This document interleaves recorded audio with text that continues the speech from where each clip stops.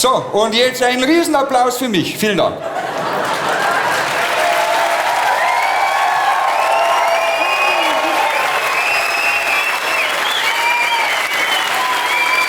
Servus. Vielen Dank.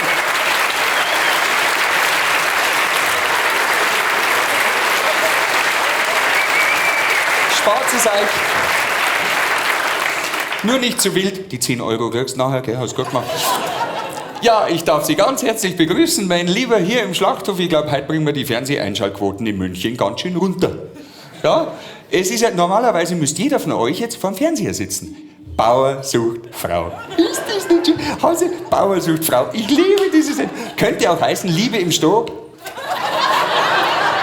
Oder Kuppelei fürs Landei. Ja.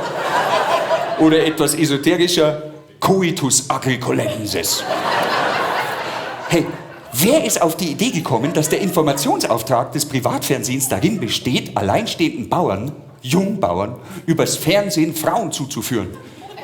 Und das Schlimme ist, da kommt ja nicht nur immer die Frau auf den Hof, da kommt Inka Bause immer gleich mit.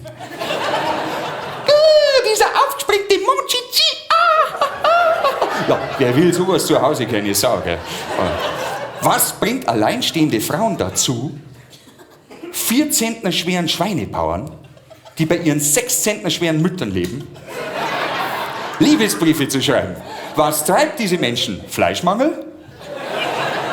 Und das Beste ist immer dieses Scheunenfest am Anfang, dieses Stadelfest, ja, wo die sich alle treffen. Die 10 Jungbauern und die 20 notgeilen Bewerberinnen. Ja, das ist vielleicht ein Inzestoidentreff der Welt. Ja, da schiebt dann der notgeile Jungbauer schon mal vor lauter Begeisterung 2 Frauen gleichzeitig die Zunge in den Hals. So stelle ich mir eine Swingerparty im niederbayerischen Hinterland vor.